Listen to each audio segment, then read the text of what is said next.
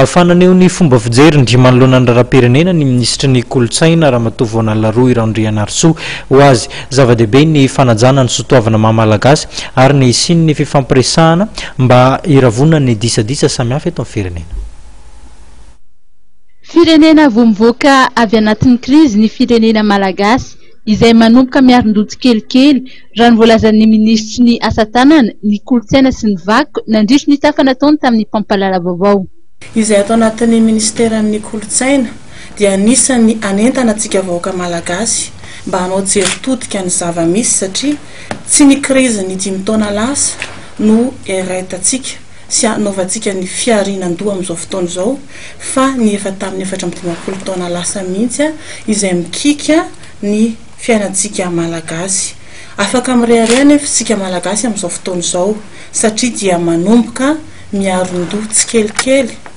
ny toekaram-pirenentsika ny fiainantsika malagasy manontolo. Voalaza ny familan'ny fandraisana andraikitry ny tsirairay ny fanatrarana ny vina napetraky ny fitondram-panjakana ary naneho ny heviny mikasika ny fitokonana samihafa izay misy toy ny fitokonan'ireo mpampianatra framy manotenany. Izay aloha mbola tsy maheno amin'izany izay atao anatiny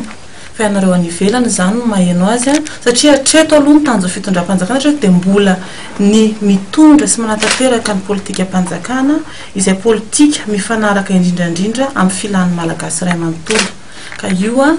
Andriamatoa Filoha no tokony fanapahan-kevitra amin'izany zavatra rehetrarehetra izany koa dia any aminy angamba isika no manontany mahakasika an'izay fa izay membre ny gouvernement hatreto tsy manana ambara momba an'izay.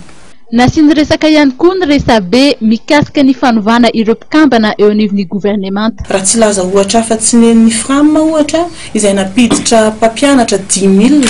izay tana hoe tena zava-dehibe ary tena ezaka be tokoa nataony nga ministra napiditra an'io tokony hijery marimaritra ny frame satria hatramin'izay ary tsy misy. Dia izay le hoe tokony mba hifampiena misy ihany koa anatin'izay rehetrarehetra izay anatin'ireny fitokonana isan-karazany ireny tsy misy zavatra tsy vitan'ny fifampidiny tsy vitan'ny tsy vitan'ny fifampiresahana amin'ny rotonta misy an'ireny zavatra ireny fa indraindray koa izay le mahasaro-piarana avy ato amin'ny ministeran'ny kolotsaina ny fametrahana le sotoavina indraindray adino le fifampiresahana fa indraindray tsy haiko hoe misy hery hafa manosika ve sa inona no mahatonga an'ireny karazany zavatra ireny fa aminay zavatra seho ankehitriny dia mipitahaka ihany koa dia mila manady ady hoe ohatrany ahoana izahay teo aloha manahoana ny zavatra misy amin'izao fotoana izao.